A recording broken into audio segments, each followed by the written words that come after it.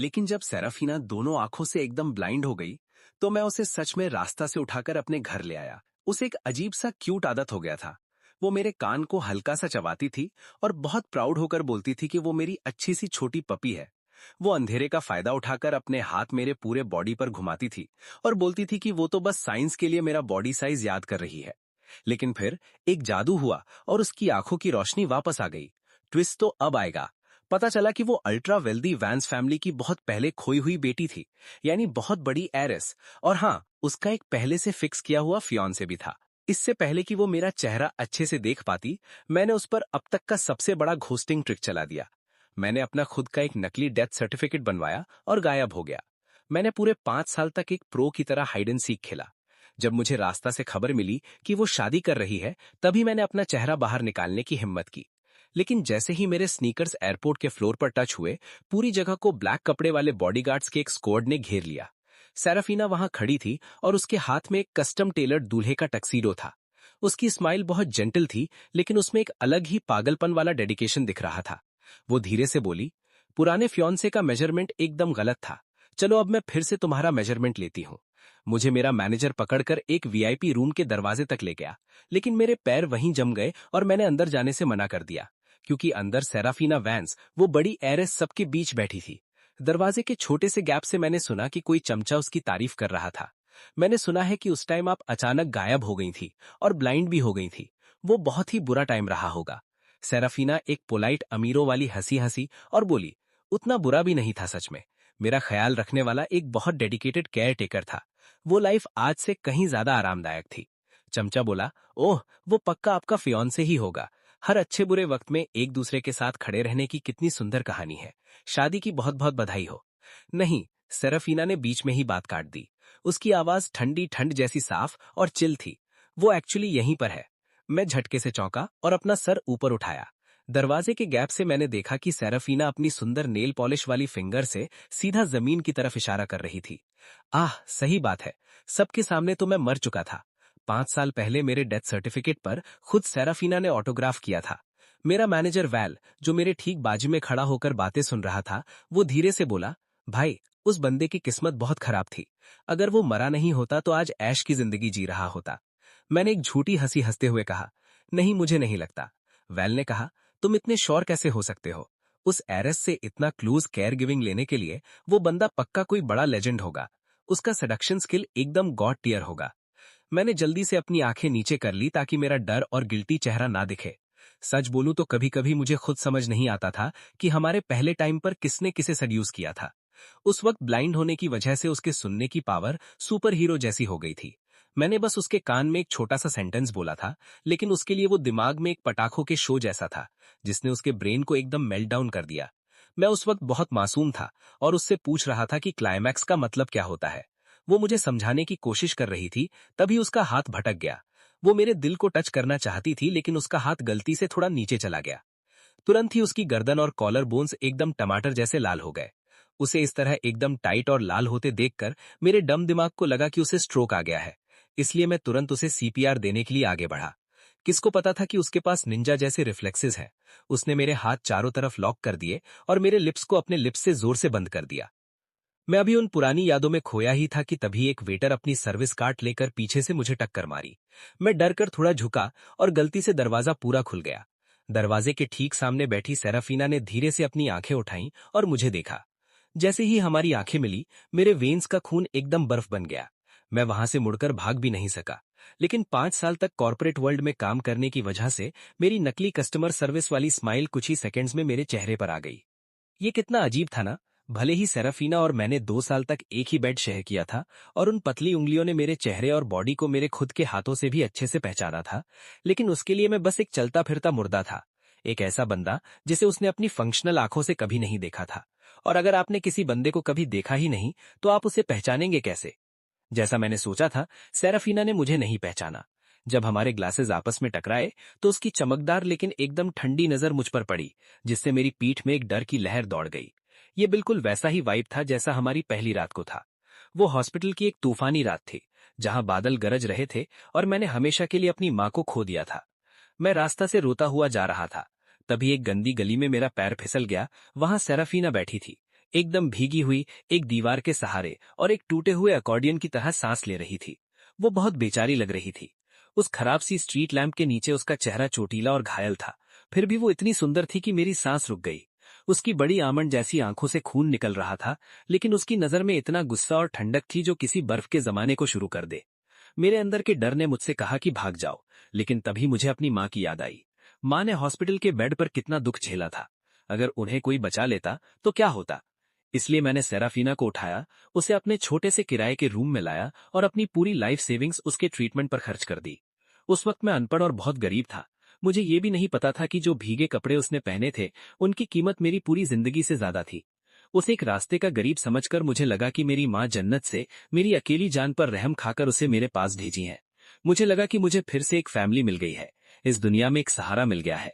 अचानक वैल ने मेरे हाथ पर चोटी काटी। तुम एक इडियट की तरह क्या मुस्कुरा रहे हो? मैं तुरंत रियल वर्ल्ड में वापस आया और मेरा रिएक्शन एक डर वाली शक्ल में बदल गया। मेरा रिएक्शन देखकर वैल एकदम पैनिक हो गया। कैलिन, मुझे मत बताना कि तुम्हें सेराफीना वैंस से प्यार हो गया है। मैं तुम्हें याद दिला दूं, वो बहुत डेंजरस है। जो भी उसके पास जाने की कोशिश करता है उसका बुरा हाल होता है। अफवाह है कि उसका फियांसे उसका बचपन का दोस्त है, कॉर्पोरेट वर्ल्ड का राजकुमार। उनका प्यार समुद्र से भी गहरा है। तुम उसके चक्कर में मत आना, वो हमारी पहुंच से बहुत ऊपर है।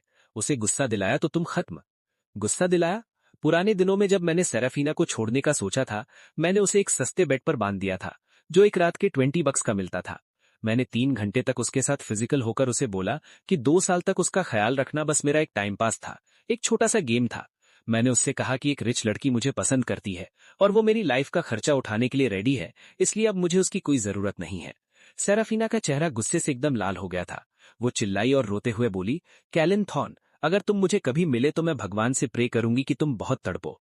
एक अमीर लड़की के लिए जो हमेशा अच्छे कपड़ों और आराम में रही हो, ब्लाइंड होना शायद उतना बुरा नहीं था जितना वो मोमेंट था।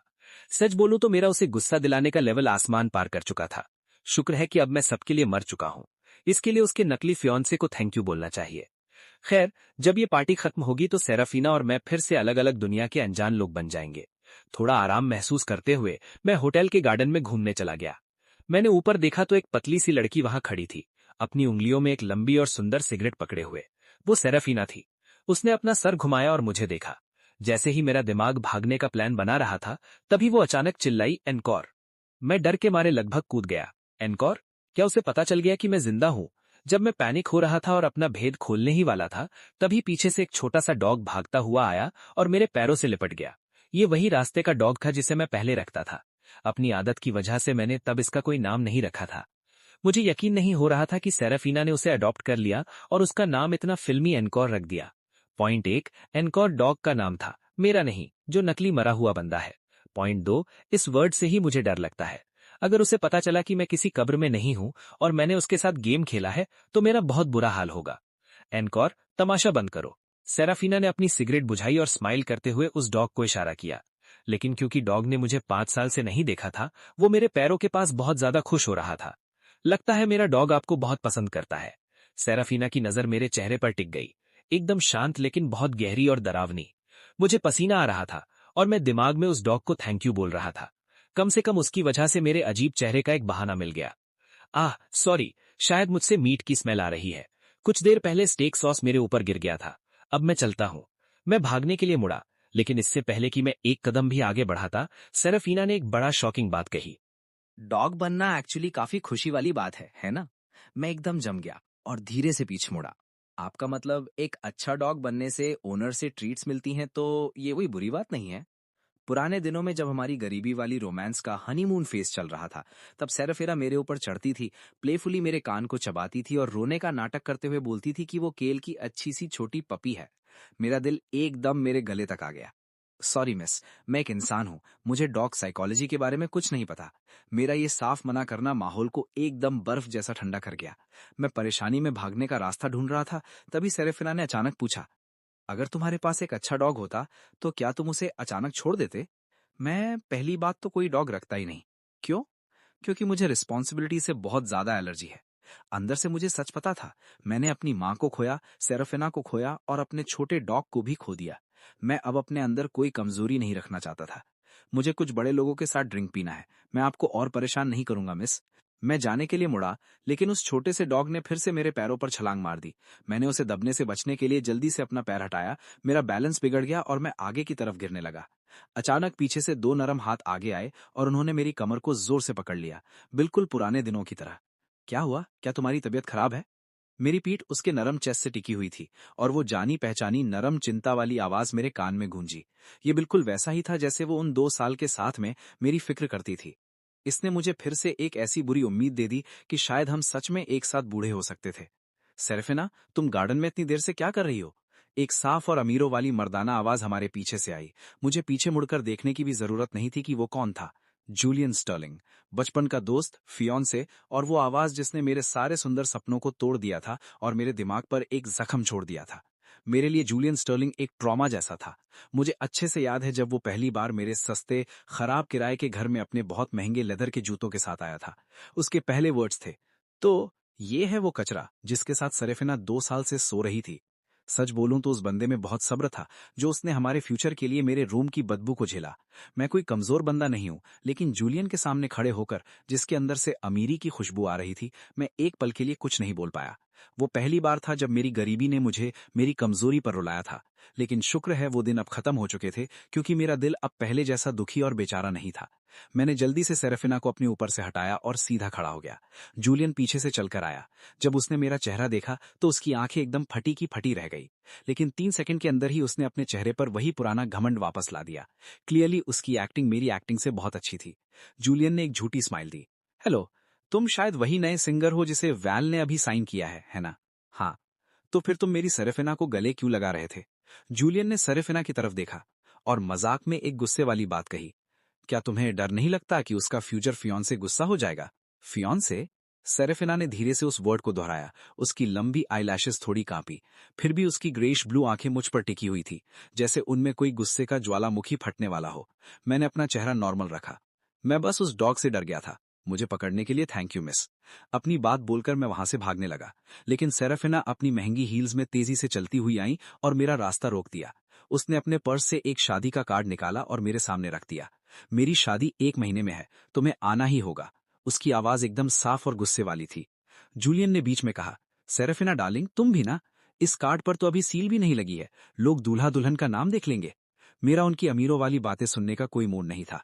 मैंने पोलाइट होकर कार्ड लिया और वहां से निकल गया। अपने रूम के रास्ते में मैंने उस कार्ड के टुकड़े टुकड़े कर दिए और उसे डस्टबिन में फेंक दिया। मेरी ब्लाइंड शक्ल ने यह ध्यान नहीं दिया कि उस छोटे से कागज के टुकड़े पर इंग्लिश का लेटर के दिख रहा था। मुझे लगा सेरेफिना से मिलना बस एक गलती थी, इसलिए मैंने उसे भुला दिया। मैं अपने करियर के लिए फिर से मेहनत करने लगा। तब तक जब मेरे मैनेजर ने मुझे एक बड़ा शौक दिया। एक बहुत बड़े डायरेक्टर चाहते थे कि मैं उनकी नई ब्लॉकबस्टर मूवी का ओपनिंग सॉन्ग गाऊं। मेरी अभी की छोटी पोजीशन के हिसाब से ये लॉटरी लगने जैसा था। लेकिन जब मैं स्टूडियो पहुंचा और वहां सेरेफिना को आराम से बैठे देखा तो मेरा सपना टूट गया। ये कोई किस्मत नहीं थी, ये वो हैरिस थी जो पीछे से सारी बातें चला रही थी। वैल मुझे सबके पास ले गई और सबसे मिलवाने लगी।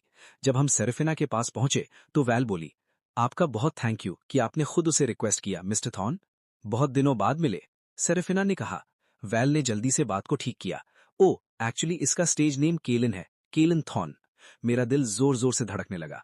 पुराने दिनों में जब मेरे पापा गुजर गए फिजिकल, तब हम दूसरे स्टेज चले गए और मैंने अपनी माँ का लास्ट नेम रख लिया। लेकिन केलिन वो नाम था जो मेरी माँ ने मुझे दिया था, इसलिए मैंने उसे रखा। ये कोई बहुत अलग नाम नहीं था वैसे। सेरेफिना की आंखें मुझे घूर रही थी। मैंने एक नॉर्मल चेहरा बनाया। आपको शायद कोई गलती हुई है। मेरा एक पुराना दोस्त था जिसके नाम में केलिन था, लेकिन उसका लास्ट नेम अलग था। ज्यादा बोलने से मेरा भेद खुल जाता, इसलिए मैंने चुप रहना सही समझा और एक झूठी शर्मीली स्माइल दी। वैल ने देखा कि मैं मदद नहीं कर रहा हूं, तो उसने चुपके से मेरी शर्ट खींची, लेकिन मैंने ऐसा नाटक किए जैसे मुझे कुछ पता ही नहीं है। दोपहर को स्टाफ ने लाइट लंच और फ्रूट सलाद लाया। जो बोल मेरे हाथ में दिया गया उसमें मैंगोस थे। मुझे मैंगोस से बहुत खराब एलर्जी है। ये एक ऐसी बात थी जो सेरेफिना बहुत अच्छे से जानती थी, लेकिन अगर मैं अभी बोल को दूर करता तो उसको पक्का शक हो जाता। वैसे भी मेरी एलर्जी जानलेवा नहीं थी, बस थोड़े रैशेज हो जाते। एक छोटी दवा लेने से सब ठीक हो जाता। उस बड़ी मुसीबत के सामने जो वो ला सकती थी, ये छोटा रैश कुछ भी नहीं था। मैंने उसके सामने ही सैलेड का पैकेट खोला। मैंने मैंगो का एक टुकड़ा उठाया और खाने ही वाला था, लेकिन ठीक अगले सेकंड सेरेसिना ने आगे बढ़कर मेरे हाथ से फोक छीन लिया। उसका स्टाइल बहुत सुंदर था, लेकिन उसमें एक खतरनाक गुस्सा था। मैंगो टेबल पर गिर गया। वैल एकदम शॉक होकर देखने लगी। मिस सेरेफिना, वो हैरिस मेरे सामने से पूरा सैलेड का बॉक्स उठाकर चली गई। मैंने सुना जब वो जाते हुए अपने असिस्टेंट को बोल रही थी, मैं ये वाला खा रही हूँ, उसके लिए गर्म खाना लाओ जिसमें अच्छा प्रोटीन हो। कुछ देर बाद उसका असिस्टेंट मेरे लिए एक राजाओं जैसा खाना लाया, 8 गौमे डिशेज और एक सूप। ये गोल्डन फॉर्च्यून से था, जो एक मिशेलिन लेवल रेस्टोरेंट था। उसका बिल आराम से $1000 से ऊपर था। वैल की आंखें बड़ी हो गईं और वो मेरे कान में बोली, केल, तुमने चुपके से उस हैरिस को सिड्यूस कर लिया है।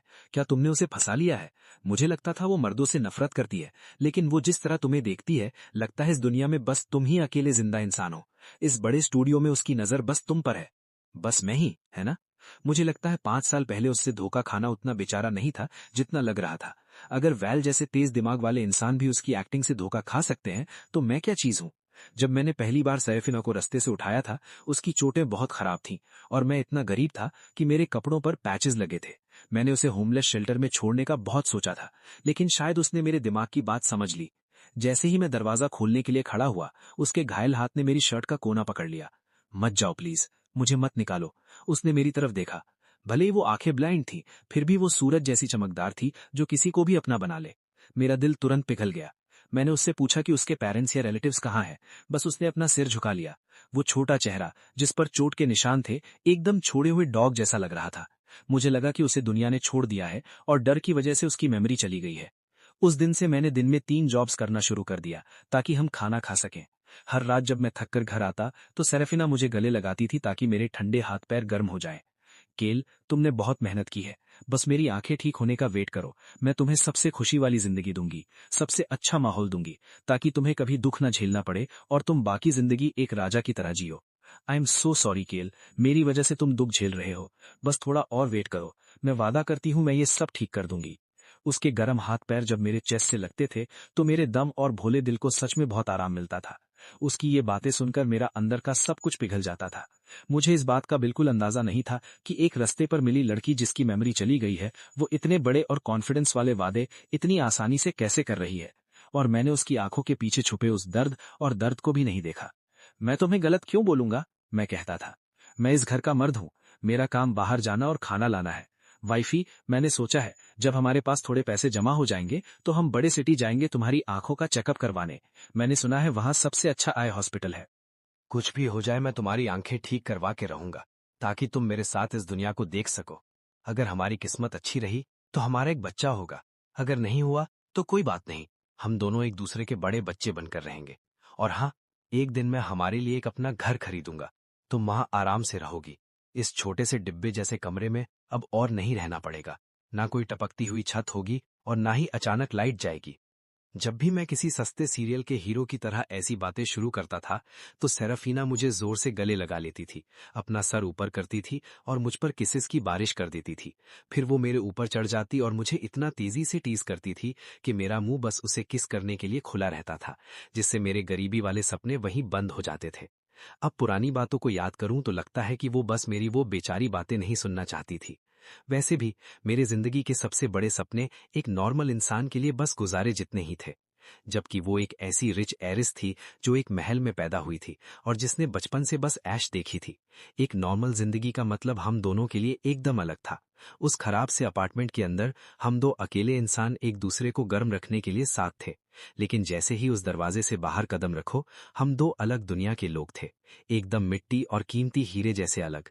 रिकॉर्डिंग सेशन के ब्रेक के वक्त जूलियन स्टर्लिंग ने वहां ग्रैंड एंट्री ली, एंटरटेनमेंट इंडस्ट्री का प्रिंस और बचपन का दोस्त। उसने आते ही सबका ध्यान अपनी तरफ खींच लिया।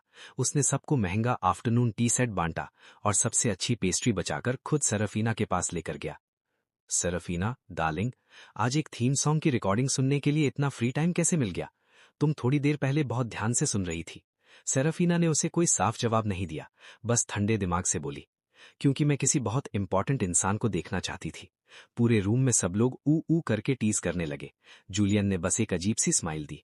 किसी ने हिम्मत करके पूछ ही लिया, मिस वैंस, आपकी और सीईओ स्टर्लिंग की शादी अगले महीने है ना? सेराफीना की आवाज एकदम सीरियस हो गई। हाँ, अगले महीने मेरी शादी में मैं उस बंदे से अपने प्यार का इजहार करूंगी जिसे मैं सच में प्यार करती हूँ। मैं वहां उस रोमकॉम मजाक को सुनने के लिए नहीं रुका। मैं मुड़ा और अपना बैग पैक करने चला गया। दोपहर के उस 8 डिशेस वाले खाने की वजह से मुझे बहुत आलसी महसूस हो रहा था। मैं थोड़ी ताज़ा हवा लेने के लिए नीचे गया, तभी मैंने गार्डन के गेट के पास किसी की बातें सुनी। सेराफीना, क्या तुम्हें लगता है कि उस केडन बंदे की आवाज बिल्कुल उसके जैसी है? हाँ, सेराफीना ने जवाब दिया। लेकिन वो तो 5 साल पहले मर चुका है। उस वक्त तुमने ही तो मुझे कहा था कि उसे थोड़े पैसे दे दो दया करके। जूलियन ने दावेदारी की। मैंने तो बस थोड़े और पैसे मिला दिए थे। उसने पैसे पकड़े और 1 सेकंड सोचे बिना भाग गया। लगता है वो तुमसे ज्यादा प्यार नहीं करता था। उस बंदे को तुमसे ज्यादा पैसों से प्यार था। एक्चुअली जूलियन ने बात को एकदम गलत समझ लिया था। उस वक्त मैं इतना समझदार नहीं था कि ये जान सकूं कि प्यार से ज्यादा पैसा बड़ा होता है। मेरे उन पैसों को तुरंत लेने के पीछे कुछ और ही वजह थी। पहली बात, मैं एक भोले दिल का लड़का था जिसे जूलियन ने सबके सामने इतना जलील किया था कि मैं बस एक गड्ढा खोदकर उसमें छुपना चाहता था। दूसरी बात, जूलियन के उस ब्रीफ केस के साथ आने से आधा महीने पहले मैंने गलती से सेराफीना को चुपके से उससे मिलते हुए देखा था। उस दिन मेरे बॉस ने शॉप जल्दी बंद कर दी थी, इसलिए मैं घर पहले आ गया था। लेकिन जब मैं वहां पहुंचा तो मैंने उस बेचारी ब्लाइंड लड़की को गार्डन में खड़े होकर एक सुंदर बंदे को खुशी से गले लगाते हुए देखा। उसकी आंखें पूरी खुली हुई थी और बहुत चमकदार लग रही थी। और जब उसने चारों तरफ देखा तो उसकी नजर एकदम तेज और चालाक थी। वो कहीं से भी ब्लाइंड नहीं लग रही थी। असली ब्लाइंड इडियट तो मैं था, लेकिन उस वक्त मैं बहुत कमजोर और बेचारा था। ये सब देखकर मेरा दिल एकदम टूट गया था। मैं रास्ते के कोने में बैठकर एक बच्चे की तरह बहुत देर तक रोया। फिर भी जब मैं दरवाजे के अंदर गया, मैंने ऐसा नाटक किया जैसे मैंने कुछ नहीं देखा। मेरे अंदर उससे सच पूछने की हिम्मत भी नहीं थी। मैं सच सुनने से डरता था। मैं डरता था कि वो अपना बैग पैक करके चली जाएगी और मैं फिर से अकेला हो जाऊंगा। सिर्फ इतना ही नहीं, बाद में जब जूलियन पैसे लेकर आया तो उसने टेबल पर कुछ बहुत क्लोज फोटोज भी फेंकी थी। उनके बेडरूम की फोटोज थी। मुझ जैसे सीधे बंदे का दिमाग भी तब एकदम घूम गया। मेरी माँ ने मुझे सिखाया था, जो लड़की किसी और की हो चुकी हो उसके पीछे नहीं भागते। ऐसा इंसान तुम्हारा पूरा प्यार डिजर्व नहीं करता। इसलिए गुस्से में आकर मैंने सेराफीना के साथ वो आखिरी रात बिताई। 3 घंटे बाद मैंने जूलियन के उस नकली डेथ प्लान का साथ दिया, पैसों का बैग उठाया और गायब हो गया। अब सोचूं तो बस एक ही पछतावा है कि मैंने उस वक्त और ज्यादा पैसे क्यों नहीं मांगे। मैगजीन कवर शूट के 1 हफ्ते बाद तक सब कुछ एकदम शांत था। मुझे लगा जूलियन ने सेराफीना को समझा दिया होगा कि मैं कोई भूत नहीं हूं और इन्वेस्टिगेशन बंद करवा दी होगी। उस रात जब मैं फिर से अपना बैग पैक कर रहा था तो वैल ने वीचैट चलाते हुए गॉसिप शुरू की। एक फ्रेंड ने बताया कि उस एरिस का डॉग गुम हो गया है। वो लोग कई दिनों से ढूंढ रहे हैं लेकिन मिल नहीं रहा। वो छोटा सा डॉग। जब मैंने अपनी मौत का झूठ नाटक किया था तो मैं उस डॉग को अपने साथ नहीं ले जा सकता था, इसलिए मैंने उसे गली के एक रोस्ट चिकन वाले शॉप के पास छोड़ दिया था, ये सोचकर कि कम से कम उसे चिकन की हड्डियां और बचा हुआ मीट तो मिल ही जाएगा। अब वैल की बातें सुनकर मुझे लगा कि सेराफीना ने शायद कोई नया महंगा डॉग खरीद लिया होगा और इसे पुराने डॉग की कोई परवाह नहीं होगी। वैल की बातों से मेरी चिंता बढ़ गई। मैं जानता था सेराफीना जैसी पत्थर दिल अमीर लड़की एक रास्ते के डॉग को ढूंढने की तकलीफ नहीं उठाएगी। मैं तेज बारिश में ही निकल गया और रात की बस पकड़कर अपने पुराने गरीब इलाके में पहुंच गया। जैसा मैंने सोचा था, मेरे पुराने किराए के रूम का दरवाजा थोड़ा खुला था। मैंने गुस्से में अपना अम्ब्रेला बंद किया और अंदर घुसा। पपी, मुझे पता था तुम यहीं छुपे होगे। Click click. लाइट चल गई लेकिन वहां डॉग नहीं था। वहां एक महंगा और सुंदर चेहरा बैठा था जो उस खराब से कमरे के साथ बिल्कुल मैच नहीं कर रहा था। वो मेरी सस्ती प्लास्टिक की टेबल पर बैठी थी। उसके हाथ में एक पतली सिगरेट थी। जब उसने ऊपर उठाकर मुझे देखा तो उसकी आंखें उस सिगरेट की आग से भी ज्यादा लाल और गुस्से में थी। काले, तुम आखिरकार घर वापस आ ही गए। वो सेराफीना थी। मैंने नीचे देखा तो छोटा डॉग खुशी से उसके पैर के पास बंधा हुआ था। खतरनाक बात यह थी कि मैं खुद जलकर ट्रैप में फंस गया था, लेकिन मैंने फिर भी बचने की कोशिश की। मिस वैंस, आपने मुझे अभी क्या बुलाया? सेराफीना ने मुझे एकदम ठंडी नजर से देखा। उस रात जब मैं गिरने वाली थी तो तुम आगे बढ़कर मुझे पकड़ा था। मेरा काले कभी अनजान लोगों को इस तरह टच नहीं करता। मैंने तुम्हें शादी का कार्ड दिया और तुमने उसे डस्टबिन में फेंक दिया। अगर हम एक दूसरे को नहीं जानते तो तुमने इतना गुस्सा क्यों दिखाया? एक बिलियनर की शादी में जाना तो तुम्हारे करियर के लिए अच्छा होता। फिर मैंने तुम्हें सॉन्ग रिकॉर्ड करने के लिए बुलाया। जैसे ही तुमने गाने के लिए अपना मुंह खोला, मैं समझ गई कि ये तुम ही हो। और हाँ, मैंगो को देखकर तुम्हारा डर। फिर भी तुमने मेरे सामने 8 डिशेस का खाना खाया। तुम धनिया से बचते हो, तुम मशरूम से बचते हो। और ये बात तो छोड़ ही दो कीलन कि मेरे हाथों ने तुम्हारी बॉडी के एक एक इंच को बहुत बार पहचाना है। क्या तुमने सच में सोचा था कि मैं तुम्हें नहीं पहचानूंगी? चलो, मेरा भेद पूरी तरह खुल गया था। मैंने नाटक बंद कर दिया। ठीक है, मैं काले हूं, तो अब इस बड़ी एरिस को मुझसे क्या चाहिए? ओह, तो तुम्हें लगता है कि तुम मेरे साथ सब कुछ करके अचानक भाग सकते हो? सेराफीना अपने महंगे हील्स में आगे बढ़ी।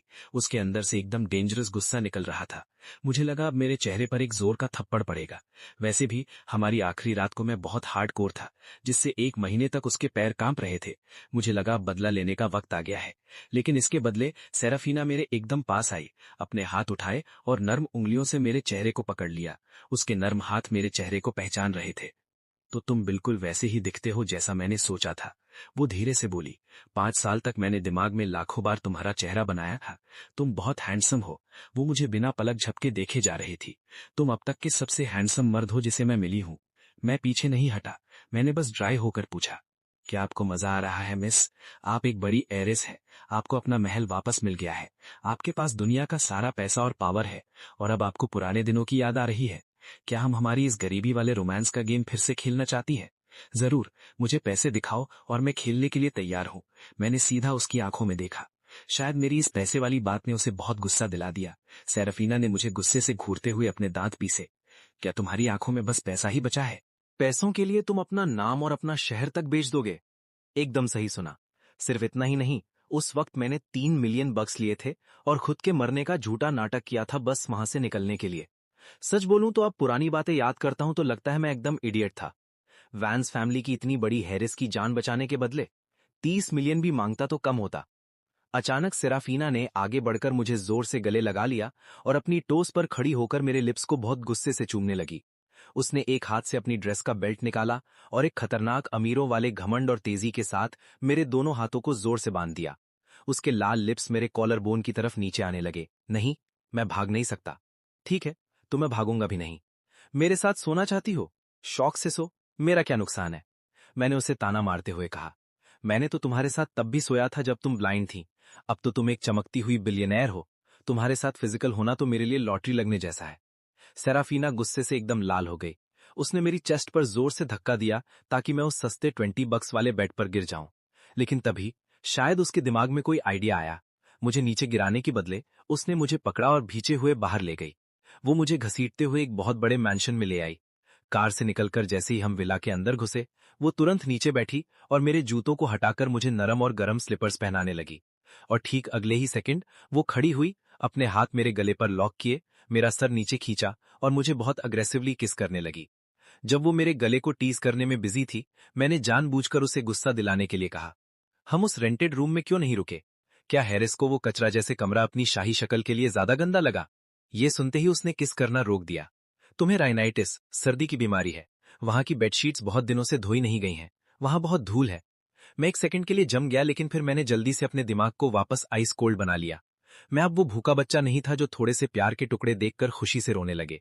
जब आपका दिल एक बार टूट जाता है ना, तो आपको समझ आता है कि आप अपना ख्याल खुद रख सकते हो। तभी ठीक वक्त पर मुझे एक जोर की छींक आई और बहुत गंदे तरीके से मेरी नाक का पानी सीधा सेराफीना के हाथ पर गिर गया। लेकिन उसने घिन से अपना हाथ पीछे नहीं हटाया। वो तुरंत खड़ी हुई, टिश्यू लेकर मुझे साफ किया, फ्रिज से मेरा नेजल स्प्रे निकाला और मेरे लिए गर्म जुजुबे फ्लोरल टी बनाई। वाह, कितनी परफेक्ट तैयारी है। मैंने हंसते हुए ताना मारा। लगता है इस घर में कोई मर्द रहता है। हैरिस तो एकदम डोमेस्टिक बीवी जैसी बन गई है। क्या तुम मिस्टर स्टर्लिंग की खिदमत भी ऐसे ही करती हो? मैं भला उसकी केयर क्यों करूंगी? वो गुस्से से चिल्लाई। मेरा उससे कोई रिश्ता नहीं है। रिश्ता नहीं है? तुम दोनों अगले महीने शादी कर रहे हो। मैं उससे शादी नहीं कर रही हूं। वो बस बड़े लोगों की फिजूल बातें हैं। कार्ड सबको जा चुके हैं और तुम अभी भी झूठ बोल रही हो। सेराफीना, क्या तुम्हारे मुंह से निकला एक भी वर्ड सच होता है? सेराफीना ने झटके से अपना सर ऊपर उठाया। उसकी आंखों में एक डर दिखा। कैले, अगर मैं कहूं कि मैं तुमसे शादी करना चाहती हूं? इम्पॉसिबल। मैंने बहुत बेरहमी से उसकी बात काट दी। देखो, हम कहां खड़े हैं। तुम्हें लगता है मैं अब तुमसे शादी करूंगा? उसके लाल लिप्स थोड़े कांपे। मैं कुछ भी कहूं तुम अब मुझ पर भरोसा नहीं करोगे, है ना? एकदम सही। जब से मुझे पता चला कि तुमने ब्लाइंड होने का नाटक करके मेरे साथ गेम खेला, सेराफीना, मेरा भरोसा हमेशा के लिए खत्म हो गया है। हम बहुत पहले ही अनजान बन चुके हैं। तुम अपने सोने के रास्ते पर चलो, मैं अपनी मिट्टी वाली सड़क पर चलूंगा। हमारे बीच अब कोई कॉमन पॉइंट नहीं है। मैंने ये पूरी बात एक बहुत ठंडी और पोलाइट स्माइल के साथ कही। सेराफीना एकदम शांत हो गई। उसका वो घमंड और बॉसी एटीट्यूड एक पल में गायब हो गया। उसने अपना सर नीचे कर लिया। उसके लंबे काले बाल नीचे गिर गए। उसका वो सुंदर चेहरा अचानक एकदम मासूम और दबा हुआ लगने लगा। वो मेरे सामने आधी घुटनों के बल बैठी थी और टिश्यू से मेरी नाक साफ कर रही थी। उसके गोरे और नरम हाथ थोड़े कांप रहे थे। ये बिल्कुल वैसा ही बेचारी पप्पी वाला नाटक था, लेकिन मैंने अपनी आंखें बंद रखी और एकदम ठंडा रहा। सेराफीना ने बहुत भारी आवाज में कहा, क्या तुम मेरी शादी में आओगे? बिल्कुल नहीं, मैंने एक सेकंड सोचे बिना मना कर दिया। मैं सच में चाहती हूँ कि तुम आओ। अगर तुम मेरी शादी में आओगे तो मैं तुम्हें इस साल जेनिथ एंटरटेनमेंट के साथ एक पक्का कॉन्ट्रैक्ट दिलवाऊंगी। डील कैले? उसकी आवाज ऐसी लग रही थी जैसे वो भीख मांग रही हो। अब मैं और ज्यादा झगड़ा नहीं करना चाहता था, इसलिए मैंने तुरंत हाँ बोल दिया। जेनिथ म्यूजिक इंडस्ट्री का सबसे बड़ा राजा था। वहां कॉन्ट्रैक्ट मिलना मतलब एक जादू जैसा था। मुझ जैसे छोटे और बिना सहारे वाले बंदे के लिए लोग इस स्लॉट के लिए एक दूसरे का खून तक कर देते हैं। अगर वो मुझे ये फ्री में दे रही थी तो मैं मना करके इडियट नहीं बनना चाहता था। तो ये वादा रहा क्याले, तुम्हें आना ही होगा। फिर सेराफीना ने खुद कार चलाकर मुझे मेरे अपार्टमेंट तक छोड़ा। जाते जाते उसने मुझे फिर से याद दिलाया कि मैं शादी में आना ना भूलूं। मुझे सच में समझ नहीं आ रहा था कि इस हैरिस का ये कैसा अजीब शौक है जो अपने एक्स को अपनी ही शादी में आने के लिए मजबूर कर रही है। खैर जो भी हो, बहुत अजीब था और मैं सोचने के लिए लेजी था। लेकिन जैसे ही मैं अपने दरवाजे के पास पहुंचा, वहां एक ऐसी मुसीबत खड़ी थी जो मेरे लिए माइग्रेन जैसी थी। Julian Sterling. वो मुझे एक विलन्स जैसी गंदी नजर से घूर रहा था। मिस्टर थॉर्न, मुझे नहीं लगा था कि तुम वापस आने की हिम्मत करोगे। क्या तुम्हें सच में लगता है कि तुमने सेराफीना को फंसाकर अपनी तरफ कर लिया है तो मैं तुम्हारा कुछ नहीं बिगाड़ सकता? एक्चुअली आज रात सेराफीना का जो दिमाग खराब हुआ था उससे मैंने सारी कहानी समझ ली थी। जूलियन ने पक्का उसे कोई झूठी कहानी सुनाई थी, इसलिए उसकी आंखों में मैं एक पत्थर दिल लड़का था जो पैसों के लिए उसे छोड़कर भाग गया था। लेकिन खैर, जब भरोसा ही मर चुका हो तो एक दूसरे पर उंगली उठाने का कोई फायदा नहीं। मैंने एक हंसी हंसते हुए कहा, क्या मिस्टर स्टर्लिंग, मुझे इंडस्ट्री से बैन करवा दोगे? एक फन फैक्ट सुनो, मैंने 5 साल पहले हमारी जो भी बात हुई थी सब रिकॉर्ड कर ली थी। ये एकदम झूठ था। उस वक्त मैं एक भोलो दिल लड़का था, कोई चालाक दिमाग नहीं था। लेकिन मेरे इस झूठ ने उसे एकदम डरा दिया। क्लियरली सेराफीना उसकी सबसे बड़ी कमजोरी थी। प्यार में अंधा बंदा मुझसे भी ज्यादा डम होता है, ये मैंने सीख लिया था। अगर आप सीधे बनकर रहोगे तो लोग अपने गंदे जूते आप पर साफ करेंगे। जैसा मैंने सोचा था, जूलियन का मुंह एकदम बंद हो गया। वहां से गुस्से में जाने से पहले उसे बस आखिरी बार अपना घमंड दिखाना था, तो वो बोला, सेराफीना और मैं अगले महीने की शुरुआत में शादी कर रहे हैं। हाँ मुझे पता है। मैंने हाथ हिलाकर उसे जाने का इशारा किया। बाय द वे, जब वो मेरे साथ थी तो मैंने उसे टच तक नहीं किया था। हाँ, मैंने उसे बहुत अच्छे से ट्रेन किया है। उसके बात करने का स्टाइल एकदम परफेक्ट है। अपनी शादी की रात को ऐश करना मेरे भाई। स्लैम। मैंने उसके मुंह पर दरवाजा बंद कर दिया। मुझे अंदर से बहुत सुकून मिला। सालों पहले वो मेरे घर पर मुझे जलील करने आया था। मैं बातें तो बर्दाश्त कर गया था, लेकिन उस दिन उसने मेरी टेबल पर लात मारी थी जिससे मेरी माँ की फोटो का फ्रेम टूट गया था। चलो, आखिरकार मैंने अपना बदला ले ही लिया। जेनिथ के साथ साइन करने के बाद मेरा शेड्यूल इतना बिजी हो गया कि अगर वैल मुझे बार बार याद नहीं करती तो मैं शादी के बारे में एकदम भूल जाता। शादी वाले बड़े दिन मैं ठीक वक्त पर पहुंचा, लेकिन मैंने बिल्कुल नहीं सोचा था कि मुझे जबरदस्ती इस कहानी का हीरो बना दिया जाएगा। एंट्री के वक्त इनवाइट्स को कॉन्सर्ट के टिकट की तरह फाड़ना पड़ रहा था, लेकिन जब सबने अपना कार्ड खोला तो वहां ब्राइड का नाम सेराफीना वैंस था और ग्रूम का नाम केडन थॉर्न लिखा हुआ था। वहां आए सारे गेस्ट्स का दिमाग एकदम घूम गया। जूलियन स्टर्लिंग ने वहां बहुत बड़ा तमाशा किया। वो घुटनों के बल बैठकर सेराफीना से भीख मांगने लगा, लेकिन उसने उसे एकदम इग्नोर कर दिया। ये शादी का तमाशा ट्विटर पर टॉप 5 ट्रेंड्स में आ गया। हैशटैग्स बढ़ते ही जा रहे थे। सेराफीना और केडन असली दुल्हा, जूलियन क्लाउन बन गया। हैरिस बॉस लेडी सेराफीना का प्रपोजल। सेराफीना दुल्हन के कपड़ों में स्टेज पर आई। उसने सारे जर्नलिस्ट्स के सामने 5 साल पहले की पूरी सच्चाई खोलकर रख दी। उसने सबके सामने कहा कि ये सब उसकी गलती थी। उसने अपनी आइडेंटिटी इसलिए छुपाई थी क्योंकि उसकी फैमिली में बिजनेस पर कब्जा करने की एक डेंजरस लड़ाई चल रही थी और वो मुझे बचाना चाहती थी। उसने ये भी साफ किया कि उसने जूलियन या स्टर्लिंग फैमिली से कोई वादा नहीं किया था। ये पूरी शादी बस जूलियन का एक अकेला प्लान था जो वो खुद ही सोचे जा रहा था। सेराफीना ने बस ये अनाउंस किया था कि वो शादी कर रही है। उसने कभी दुल्हे का नाम नहीं लिया था। उसने कहा कि वो जानती थी कि जूलियन एक घटिया सांप है जो इंटरनेट पर ट्रोल्स बुलवाकर मुझे बदनाम कर देता, जिससे मेरा सिंगिंग करियर हमेशा के लिए खत्म हो जाता। अगर हम बाद में सच बताते भी तब तक नुकसान हो चुका होता। उसके इस गंदी प्लान को शुरू होने से पहले ही खत्म करने के लिए उसने इतना बड़ा तमाशा किया। आखिर में सेराफीना अपनी महंगी मरमेड जैसी शादी की ड्रेस को घसीटते हुए सीधा मेरे पास आई, जबकि मैं पूरे शहर के सामने शॉक्ड खड़ा था। वो एक घुटने के बल नीचे बैठी। उसने एक रिंग निकाली और मुझे प्रपोज किया, और मैंने साफ मना कर दिया। उस बिलियनेयर हैरिस का प्रपोजल सबके सामने मना करने के बाद मैं एक ही रात में इंटरनेट पर हिट हो गया।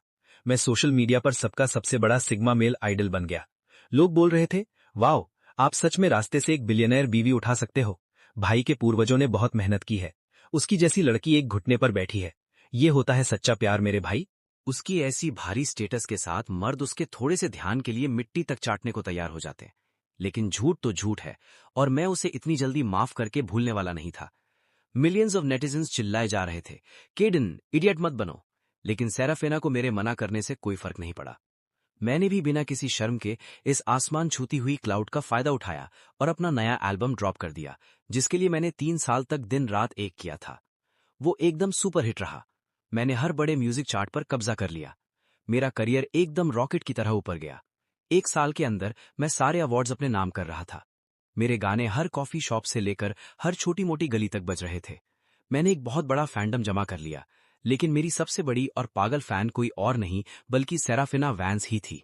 मेरा प्रपोजल मना करने के बाद उसने मुझ पर प्यार का पूरा अटैक शुरू कर दिया, और एक बिलियनियर का प्यार जताने का तरीका बहुत ही शोर शराबा वाला होता है। मैं किसी अवार्ड शो में जाता तो वो मेरी वैन के साथ चलने के लिए 10 कस्टम सुपर कार्स भेज देती थी। मेरा कोई इवेंट होता तो वो एक स्विस वॉच की तरह एकदम ठीक वक्त पर वहां पहुंच जाती थी। मैं किसी ब्रांड को एंडोर्स करता तो वो उसका पूरा वेयरहाउस ही खरीद लेती और सारा माल मेरे फैंस को चॉकलेट की तरह बांट देती थी। मेरे बर्थडे पर उसने शहर के हर स्काईस्क्रेपर को रेंट पर लिया, ताकि पूरे आसमान में मेरा चेहरा और हैप्पी बर्थडे दिखाई दे। नेटिजन्स रस्ते पर बैठकर ट्रैक करते थे, क्या आज एरिस को उसका क्रश मिला? वेबो पर सेराफिना का अपने एक्स के पीछे भागना एक परमानेंट ट्रेंडिंग टॉपिक बन गया था। लोग रोज उस बारे में गॉसिप करते थे। मैंने अपनी लिमिट्स एकदम साफ कर दी थी, लेकिन वो एक जिद्दी गधे जैसी थी। आखिरकार मैंने उस पर दिमाग खर्च करना बंद किया और अपनी 200% एनर्जी अपने करियर में लगा दी। मैं ब्रेक लेने से डरता था। अगर मैं रुक जाता तो मुझे डर था कि मैं फिसलकर फिर से रास्ते पर आ जाऊंगा। क्योंकि मेरी शुरुआत ही रास्ते से हुई थी, इसलिए मुझे अमीर बच्चों से दुगनी तेजी से दौड़ना था। एक रात देर से एक होटल में गिग खत्म करने के बाद मैं बाहर निकला।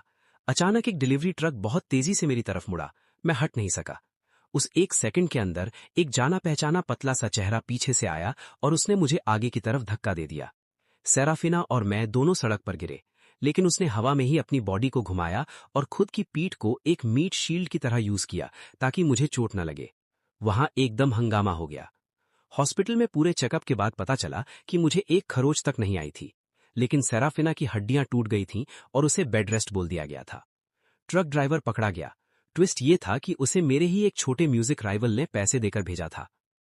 जब सेराफिना हॉस्पिटल में बंद थी तो वैल मुझे बार बार इशारा कर रही थी कि मैं उससे मिलने जाऊं। मैंने उसे इग्नोर किया और बस अपने हाथ में चमकती हुई एक मेटल की चीज को देखता रहा। वो एक चाबी थी। जब सेराफिना ने मुझे बचाने के लिए धक्का दिया था, तब उसके कोट के पॉकेट से ये चाबी निकल गई थी। ये मेरे गांव के उस गरीब बचपन वाले घर की चाबी थी। सालों पहले जब मेरी माँ गुजर गई थी और मैं शहर के कब्रिस्तान का खर्चा नहीं उठा सकता था, तो मैं उनकी राख अपने गांव ले गया था। जब मैंने अपनी मौत का झूठ नाटक किया और भागा, तो मैं गलती से वो चाबी वहीं छोड़ाया था। तो फिर सेराफिना के पास ये कैसे आई थी? सुबह होते ही मैंने अपने गांव के लिए सबसे पहली फ्लाइट बुक की। जब मैं उस खराब मिट्टी वाले घर पहुंचा और दरवाजा खोला तो वहां कोई धूल या मकड़ी के जाले नहीं थे, बल्कि एक साफ हवा की खुशबू आई। अंदर का सब कुछ एकदम साफ था। मेरी माँ की फोटो उस लाल अल्टर के ऊपर एकदम परफेक्ट लगी हुई थी और चारों तरफ ताजा प्रसाद रखे हुए थे। मैं आगे बढ़ा और पूजा वाले कुशन पर बैठ गया। वहां इंसेंस बर्नर के पास चिट्ठियों का एक बहुत बड़ा ढेर था। मैंने सबसे नीचे से एक लेटर उठाया। उस पर 5 साल पहले की डेट लिखी थी, ठीक उस वक्त की जब सेराफिना की मेमोरी वापस आ गई थी, लेकिन वो मेरे सामने ब्लाइंड होने का नाटक कर रही थी। लेटर में लिखा था, मेरे प्यारे पति केल, जब तक तुम ये पढ़ोगे मैं घर से जा चुकी होंगी, लेकिन पैनिक मत होना, ये बस कुछ वक्त के लिए है। याद रखना, हमने तुम्हारी माँ के थोड़े से पैसों से भगवान के सामने शादी की थी और हमारी शादी पूरी भी हो गई है। इस जिंदगी में तुम ही मेरे अकेले मर्द हो, मेरे अकेले पति हो सेराफिना के लिए। ये कभी नहीं बदलेगा। सबसे पहले मैं अपना रियल इंट्रोडक्शन दे दूं। मेरा असली नाम सेराफिना वैंस है। मैं कैपिटल की सबसे रिच फैमिली वैंस फैमिली की बड़ी बेटी हूं और इस प्लैटिनम कॉन्ग्लोमरेट की अकेली मालकिन हूं। मेरी हाइट 5 फीट 6 इंचेस है और मेरा आईडी नंबर 1101XXX है। जब मैं तुमसे मिली थी तो मुझे छुप कर रहना पड़ रहा था। प्लीज इस पूरे लेटर को ध्यान से पढ़ना और मुझे एक मौका देना सब समझाने का। उस साल जब तुमने मुझे गली में पाया था, तब मैं एक डेंजरस कार क्रैश से बची थी। इस सब का मास्टरमाइंड मेरा सौतेला भाई यानी इलेजिटमेट हाफ ब्रदर था। उस छोटे कमीने ने हांगकांग से एक हिटमैन बुलाया था, जिसका काम बस सेराफिना को दुनिया से हटाना था। मेरे घर पर उसके पहले हफ्ते के दौरान उसका दिमाग सच में एक अंडे की तरह खराब था। वो कभी होश में आती थी तो सब भूल जाती थी। इसलिए जब मैंने उसके फैमिली के बारे में पूछा तो उसका दिमाग काम नहीं कर रहा था। मेरे घर पर आधा महीना रहने के बाद उसकी मेमोरी पूरी तरह वापस आ गई, लेकिन उसने अपना बिलियनेयर का नाम मुझे तुरंत नहीं बताया। वो डरती थी कि उसकी वजह से कहीं मेरी जान को खतरा ना हो जाए। इससे पहले कि मैं घर से निकलता, बाजू वाली पुरानी मिसेस हिगिंस ने मुझे आवाज दी, क्या ये केल बेटा है? हाँ मैम, बहुत दिनों बाद मिले। आप कैसी हैं? एकदम फिट हूं। लेकिन तुम अकेले क्यों हो? तुम्हारी बीवी नहीं आई? कोई बच्चा हुआ? लड़का या लड़की? लड़की? वेट, क्या? मैंने जवाब दिया, मैम मेरी तो शादी ही नहीं हुई है, कौन सी बीवी और बच्चे? वो जोर से हंसी और मुझे हल्का सा मारा। मुझे पागल बना रहे हो? तुम्हारी बीवी हर साल यहीं आती है तुम्हारी माँ की कब्र साफ करने। सिर्फ बड़े त्योहारों पर नहीं, बल्कि छोटे त्योहारों पर भी। वो हमेशा एक ट्रक भर के सामान लाती है और हम सभी पड़ोसियों को बांटती है। उसने कहा था कि जब तुम छोटे थे तो हमने तुम्हारा ख्याल रखा था, इसलिए वो ये सब कर रही है। वहां मैं एकदम हैरान खड़ा रहा। मिसेस हिगिंस बोलती गईं, तुम्हारी बीवी एकदम अप्सरा जैसी दिखती है, लगता है कोई राजकुमारी हो, लेकिन वो हमारे इस गरीब गांव से नफरत नहीं करती। वो तुम्हारे उस पुराने लोहे जैसे घर में बिना किसी नखरे के सोती है। पिछले न्यू ईयर पर मैंने उसे उस कमरे में बैठकर अकेले रोते हुए देखा था। वो बस तुम्हारा नाम लेकर रो रही थी और पूछ रही थी कि तुम कब घर आओगे। और हाँ, शायद पिछले से पिछले साल की बात है। गांव के गेट वाली आंटी मे ने गलती से उसे बोल दिया था कि तुम मर चुके हो। मिसेस हिगिंस ने आगे बताया, ओ भाई, वो तो एकदम पागल हो गई थी। उसे इतना गुस्सा आया कि उसने एंट्रेंस का पुराना फेंस ही लात मारकर तोड़ दिया। चिल्लाने लगी कि वो कभी यकीन नहीं करेगी कि तुम मर चुके हो। उसने कहा था कि वो यहीं बैठकर तुम्हारा वेट करेगी जब तक तुम वापस नहीं आते। कितनी प्यारी लड़की है। आखिरकार उसने तुम्हारा वेट कर ही लिया। वो नया फेंस देख रहे हो? सुना है उसमें उसके हजारों खर्च हुए। उसने लोगों को पैसे देकर उसे ठीक करवाया और जब काम हो गया तो हर घर में प्रीमियम चावल और बीफ गिफ्ट किया। उसने हमें स्ट्रिक्टली बोला था कि अगर तुम कभी वापस आओ तो तुम्हें इस फेंस वाले तमाशे के बारे में न बताएं। खैर, लगता है मेरे मुंह से निकल गया। एक रिच और बहुत ही प्यारी लड़की है, उन्होंने कंफर्म किया। ये सब सुनने के बाद मैंने उन सारी चिट्ठियों का ढेर उठाया और शहर की तरफ भागा। एक और तूफानी रात में भीगते हुए मैं सीधा उसके वीआईपी हॉस्पिटल रूम के अंदर घुस गया। सेराफीना वहां बैठी खिचड़ी पी रही थी। उसने बिल्कुल नहीं सोचा था कि मैं खुद चलकर वहां आऊंगा। जैसे ही उसकी नजर मुझ पर पड़ी, वो इतनी तेजी से उठी कि उसने गरम खिचड़ी का बाउल खुद पर गिरा लिया। उसने उसे साफ करने की फिक्र भी नहीं की। वो बस मेरी तरफ भागी। उसकी सुंदर रोती हुई आंखें मुझ पर टिकी थीं। उसका नंगा पैर गलती से एक चेयर से टकराया। उसके असिस्टेंट ने पीछे से धीरे से कहा, मिस प्लीज आराम से, मिस्टर थॉर्न खुद आए हैं, वो भागेंगे नहीं। मैंने उसका अच्छा वाला हाथ पकड़ा। तुम्हारे हाथ इतने ठंडे क्यों हैं? सेराफिना ने प्यार से स्माइल किया। मैंने किसी से तुम्हारे लिए गरम सूप भेजने को कहा था, लेकिन तुम हॉस्पिटल में नहीं थे तो उन्होंने कहाँ डिलीवर किया? क्या वो सच में इस वक्त मुझसे मेरा नया एड्रेस निकलवाने की कोशिश कर रही थी? ये लड़की सच में बहुत चालाक थी। मैंने एक हंसी हंसते हुए कहा, जितने जासूस तुमने मेरे पीछे लगाए हैं, क्या तुम्हें सच में पूछने की जरूरत है? सेराफिना ने अपना मुंह बनाया, चुप रहने का नाटक किया और फिर से अपना वही रोता हुआ पपी वाला सॉफ्टवेयर शुरू कर दिया। मैंने कहा, सेराफिना, मैं अपने पुराने गांव गया था। मैंने वो लेटर निकाला। मैंने बस कुछ ही लाइंस पढ़ी थी। बाकी सब मैं तुम्हारे मुंह से सुनना चाहता हूं। मैं पूछूंगा, तुम जवाब दोगी। डील? उसने बहुत तेजी से हाँ में सिर हिलाया। तुम जो भी पूछोगी मैं जवाब दूंगी, यहां तक कि मेरे बैंक का पिन भी। मेरे पास 100 से ज्यादा ब्लैक कार्ड्स हैं और हर एक का पिन तुम्हारा बर्थडे है। सेराफिना की बातों से मैंने आखिरकार 5 साल पहले की टूटी हुई कहानी के टुकड़ों को आपस में जोड़ लिया। जब मैंने उसे गली से उठाया था तब वो एक डेंजरस कार क्रैश से बची थी। इस सब का मास्टरमाइंड उसका सौतेला भाई यानी इलेजिटिमेट हाफ ब्रदर था। उस छोटे कमीने ने हांगकांग से एक हिटमैन बुलाया था जिसका काम बस सेराफिना को दुनिया से हटाना था। मेरे घर पर उसके पहले हफ्ते के दौरान उसका दिमाग सच में एक अंडे की तरह खराब था। वो कभी होश में आती थी तो सब भूल जाती थी। इसलिए जब मैंने उसके फैमिली के बारे में पूछा तो उसका दिमाग काम नहीं कर रहा था। मेरे घर पर आधा महीना रहने के बाद उसकी मेमोरी पूरी तरह वापस आ गई, लेकिन उसने अपना बिलियनेयर का नाम मुझे तुरंत नहीं बताया। वो डरती थी कि उसकी वजह से कहीं मेरी जान को खतरा ना हो जाए। उस वक्त वैंस कंपनी के अंदर चेयर के लिए लगभग एक खूनी जंग चल रही थी। मुझ जैसे रास्ते पर रहने वाले आम इंसान ने भी इस बारे में अफवाहें सुनी थी।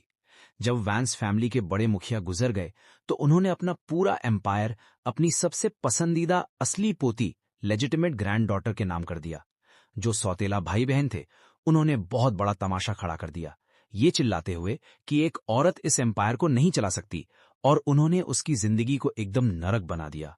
सेराफीना के पापा ने तो इतनी हिम्मत दिखाई कि अपनी मिस्ट्रेस को सीधा उनके पुराने खानदानी महल में ले आए और सेराफीना की असली मां को वहां से निकाल दिया। सेराफीना पर अटैक हुआ और वो सबकी नजर से गायब हो गई। वो डरती थी कि अगर उसके उन पागल भाइयों को पता चला कि मैं उसे अपने घर में छुपा रहा हूं तो वो मुझे भी खत्म कर देंगे। इसलिए वो चुप रही, अपने जख्मों को ठीक किया और एक सही मौके का वेट करने लगी अपना ऊनो रिवर्स कार्ड चलने के लिए। मैं तुम्हारे घर पर 2 साल तक थी, उसने समझाया। मैं बहुत बार तुम्हें सच बताना चाहती थी, लेकिन मैं डरती थी कि तुम भी मेरी तरह पैनिक हो जाओगे और ये सोचकर कि मेरी जिंदगी बहुत डेंजरस है तुम मुझे छोड़कर भाग जाओगे। एक्चुअली तीसरे साल तक मेरे नए असिस्टेंट ने मुझे ढूंढ लिया था, लेकिन मैंने उसे एक भूत की तरह छुपकर रहने को कहा। कोई झटका नहीं लेना था।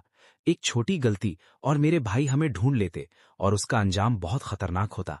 मैंने अपने होंठ को चबाया इस बात को समझते हुए, लेकिन मेरे अंदर का गुस्सा जीत गया। तो फिर हमारे घर के सामने जूलियन स्टर्लिंग को गले लगाने का क्या मतलब था? सेरेफिना ने अपना मुंह बनाया। फिर अचानक उसके दिमाग में लाइट चली गई। ओह, तो तुमने वो देखा था, तभी तुमने गलत समझ लिया।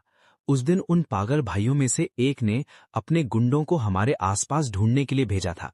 जूलियन और मैंने उन्हें भटकाने के लिए एक छोटा सा नाटक किया था और मेरी आंखों की रोशनी बस 20 मिनट के लिए वापस आई थी और फिर से सब अंधेरा हो गया था। स्टर्लिंग फैमिली और मेरी मां के बैंक अकाउंट्स आपस में जुड़े हुए थे। जूलियन के पापा मेरे ऊपर बहुत बड़ा दाव लगा रहे थे कि मैं इस जंग को जीतूं। जूलियन तो बस एक पोस्टमैन की तरह मुझे सीक्रेट बातें डिलीवर करने आया था। मुझे अचानक याद आया कि जब वो उसे गले लगा रही थी तो उसकी आंखें चारों तरफ कितनी तेजी से घूम रही थी। वो इस बात से नहीं डर रही कि मैं उसे धोखा देते हुए पकड़ लूंगा। उसकी आंखों की रोशनी खराब हो रही थी। गुंडे पक्का झाड़िया में छुपे थे और वो एक सिक्योरिटी कैमरा की तरह देख रही थी। लेकिन ठीक उस दिन कंपनी के बोर्ड को मेरी जरूरत थी ताकि मैं वहां जाकर सब कुछ बदल सकूं, इसलिए मुझे तेजी से निकलना पड़ा। मेरी हिम्मत नहीं हुई तुम्हारे पास वापस आने की। मैंने वो सारी चिट्ठियां पहले ही लिख दी थीं और सोचा था कि जब मैं सीईओ की चेयर पर आराम से बैठ जाऊंगी तो तुम्हें भेज दूंगी ताकि तुम्हें पूरा सच पता चल जाए। मैंने जूलियन को काम दिया था कि वो तुम्हें पैसों का बैग दे और एक नाटक करे कि मैं तुम्हें छोड़ रही हूं। इस तरह मेरे भाई तुम्हें एक फेंका हुआ खिलौना समझेंगे और तुम्हारी जान बच जाएगी। मुझे बिल्कुल अंदाजा नहीं था कि वो सांप जूलियन सारे पैसे खुद रख लेगा, तुम्हें गायब होने को कहेगा और हमारे बेड पर अपनी नकली फोटोज फोटोशॉप कर देगा। और मैंने तो ये बिल्कुल नहीं सोचा था कि तुम पैसे पकड़कर सच में चले जाओगे। और जाने से पहले तुमने इतनी हिम्मत दिखाई ये कहने की कि तुम्हें कोई रिच लेडी मिल गई है खर्चा उठाने के लिए। तुम्हें पता है मैं कितने दिनों तक सब कुछ जला देने के लिए तैयार थी। लेकिन जब भी मुझे बहुत गुस्सा आता मैं खुद को ये बोलकर समझाती, मुझे यकीन है उसकी रिच लेडी मुझसे ज्यादा अमीर नहीं होगी। जब वो थक जाएगी तो वो पक्का मेरे बैंक अकाउंट के पास वापस आएगा।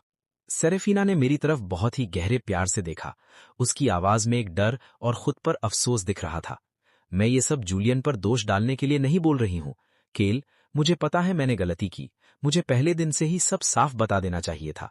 अब मुझे समझ आया है, किसी से प्यार करने का मतलब होता है जिंदगी की लड़ाइयों को एक साथ लड़ना, ना कि खुद को महान दिखाकर दूसरे के लिए अकेले फैसला कर लेना बिना उससे पूछे। केल, I am so sorry, I love you. क्या तुम प्लीज प्लीज मुझे एक और मौका दे सकते हो? मैंने उसके आखिरी सवाल का जवाब तुरंत नहीं दिया। 5 साल की इस गलत फहमियों को देखकर मुझे समझ आया कि हम दोनों एकदम कार्टून थे। मैं गलत था क्योंकि मैं एक डरपोक बंदा था जिसमें सच पूछने की हिम्मत नहीं थी। वो गलत थी क्योंकि वो एक घमंडी सीईओ बनी घूम रही थी जिसे प्यार का मतलब ही नहीं पता था। प्यार एक साथ खेलने वाला गेम है, चाहे सामने कोई गुंडा हो या बस घर का किराया देना हो। हमने 5 साल अलग रहकर खराब कर दिए। किसी की गलती नहीं थी, बस 2 इडियट थे जो प्यार करना नहीं जानते थे। हाँ, 1 महीने बाद सेरेफिना को हॉस्पिटल से छुट्टी मिल गई। इस बीच मैंने ट्विटर पर एक बम फोड़ा और अनाउंस किया कि मुझे एक लड़की पसंद है और मैं सही मौके का वेट कर रहा हूं उसे प्रपोज करने के लिए। सेरेफिना ने मुझसे ये नहीं पूछा कि वो अनजान लड़की कौन है, उसने बस मुझे एक टेक्स्ट भेजा, अगर वो तुम्हारे साथ बुरा करे तो मुझे बताना, मैं गुंडों को भेजकर उसे पटवा दूंगी। बिलियनेयर की पावर और जलन का खतरनाक मिक्स देखना पड़ रहा था। मैंने उसे कॉल किया, तुम्हारे लिए एक बहुत अच्छी खबर है। याद है तुमने शादी में जो स्लाइड शो चलाया था, उसने जूलियन की इज्जत पूरी तरह मिट्टी में मिला दी। 1 महीने बाद उसे हमेशा के लिए देश से बाहर निकाल दिया गया। मुझे पता है, उसने घमंड से जवाब दिया। वैंस और स्टर्लिंग फैमिली के बीच के सारे बिजनेस रिश्ते खत्म हो चुके हैं। हम अब कभी एक दूसरे के सामने नहीं आएंगे। रही बात जूलियन की, अगर तुम चाहते हो वो और तड़पे। मैंने हंसते हुए कहा, नहीं, कोई जरूरत नहीं है। उस बंदे में थोड़ी हिम्मत आ गई है। उसने कल मुझे टेक्स्ट करके सॉरी बोला। उसने बताया कि उसने बाहर शादी कर ली है और उसकी वाइफ ने अभी ट्विन्स बच्चों को जन्म दिया है। उसने मुझसे ये भी पूछा कि मैं तुम्हें वापस कब अपना रहा हूं। और तुमने क्या कहा? उसने बहुत एक्साइटेड होकर पूछा। क्या मैंने ट्विटर पर नहीं डाला था? मुझे पहले से ही एक लड़की पसंद है। और तुम्हारा क्या हाल है? मैंने उसे चढ़ाते हुए पूछा। कोई नया लड़का मिला क्या? मैं बहुत बिजी चल रही हूं, वो बचते हुए जवाब दिया। सेरेफीना ने जल्दी से बात बदली। तुम स्टूडियो में हो ना? क्या तुमने ब्रेकफास्ट किया? मुझे पता है वैल ने कुछ तैयार किया होगा तुम्हारे लिए। चलो गैस करते हैं, तुमने ही तैयार करवाया था ना? उस तरफ एकदम शांति हो गई। मैं उसके मासूम पपी वाले चेहरे को अच्छे से सोच सकता था, जो जिद्दी नहीं बल्कि अमीरी और शर्म का एक मजेदार मिक्स था। मैंने उसे साफ बोला था कि मुझे सामान भेजना बंद करे, लेकिन वो हर बार हाँ बोलती, सॉरी बोलती और फिर चुपके से मेरे लिए महंगा गौरमे खाना भेजती थी। जब भी मैं उसे पकड़ता, वो एक बेचारी विक्टिम बन जाती थी। सच में एक औरत एक खतरनाक माफिया बॉस से एक रोती हुई जिद्दी बच्ची कैसे बन सकती है इतनी जल्दी? ओह, बाय द वे केल, मेरी माँ कुछ दिन पहले तुमसे मिलने आई थी। तुम्हारी माँ? उन्होंने क्या कहा? आराम से, मैं उन्हें खुद संभाल लूंगी। वो बस बोल रही थी कि मैं बूढ़ी हो रही हूँ और मुझे जल्दी शादी कर लेनी चाहिए, इससे पहले कि देर हो जाए। उन्होंने पूछा कि इस बारे में तुम्हारा क्या सोचना है? आह, अच्छा। वेल, जैसा मैंने कहा, मुझे एक लड़की पसंद है। अगले महीने मेरे कॉन्सर्ट पर मैं सबके सामने उसे प्रपोज करने वाला हूँ। क्या तुम वहां आओगी? ओह, सेरेफीना की आवाज एकदम दुख में डूब गई। मुझे उसकी सांस लेने की आवाज भी नहीं आ रही थी। ऐसा लगा जैसे वो अगले ही सेकंड किसी ब्रिज से कूदने वाली है। केल, अगले महीने मेरा यूएस का एक इंपॉर्टेंट बिजनेस ट्रिप है। मैं शायद नहीं आ पाऊंगी। मैंने अपनी हंसी रोकने के लिए अपनी जुबान को डांटा। ओह, सच में? ये तो बुरी बात है। वेल, अगर असली लड़की ही नहीं आएगी तो मैं प्रपोज कैसे करूंगा? लगता है मुझे किसी और लड़की को पसंद करना पड़ेगा। थर्ड, एक जोर की आवाज आई दूसरी तरफ से। उसने पक्का अपना फोन नीचे गिरा दिया था। फिर उसके असिस्टेंट की डरी हुई आवाज पीछे से आई। मिस वैंस, भागिए मत, आपकी कार दूसरी तरफ है, मैं ड्राइव करूंगा। मुझे पता है मिस्टर थॉर्न कहाँ है। मिस, आपका हाथ बंधा हुआ है, आप 6 इंच की हील्स पहनकर ड्राइव नहीं कर सकती। अब हमारी शादी के तीसरे साल की बात है। सिर्फीना ने मेरे लिए एक सुंदर सी छोटी बेटी को जन्म दिया।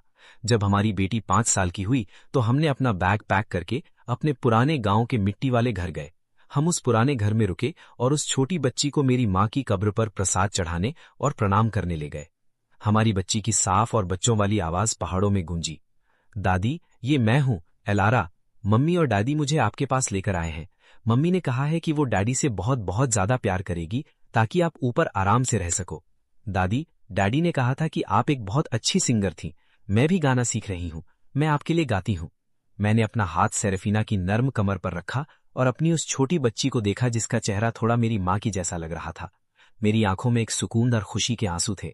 जब एलारा अपने छोटे से कॉन्सर्ट से थक गई तो मैंने उसे अपनी पीठ पर उठा लिया। मेरा दूसरा हाथ सेरेफीना के हाथ को जोर से पकड़े हुए था। हम तीनों धीरे धीरे चल रहे थे जब सूरज आसमान में धीरे से निकल रहा था। बेबी, मैंने धीरे से आवाज दी। सेरेफीना ने सिर घुमाया मेरी तरफ देखने के लिए। उसकी सुंदर आंखों में बहुत ज्यादा प्यार चमक रहा था। मैं थोड़ा झुका, मेरे लिप्स उसके कान के पास पहुंचे और मैंने धीरे से कहा, आई लव यू। मैं तुमसे तब से प्यार करता हूं जब तुम मुझे पहली बार मिली थी। सेरेफीना की आंखें चमक उठी, उस उगते सूरज से भी ज्यादा तेज। वो अपनी टोस पर खड़ी हुई, अपने लाल लिप्स मेरे लिप्स पर रखे और एक एक वर्ड को एक कसम की तरह बोली, हबी, आई लव यू टू।